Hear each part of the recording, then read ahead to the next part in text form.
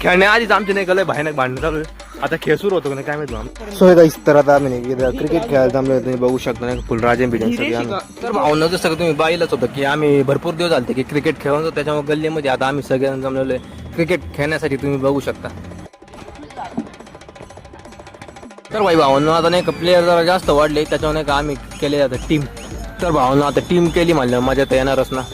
तर अचानक विजन ते पडायला लागलं त्याच्यामुळे आम्हाला नाही का क्रिकेट बंद करायला लागलं. तुम्ही बघू शकता गाईस. तर आता आम्ही आलेलो क्रिकेट खेळण्यासाठी. तुम्ही बघू शकता फुल गँग वॉर मध्ये नाही का फुल.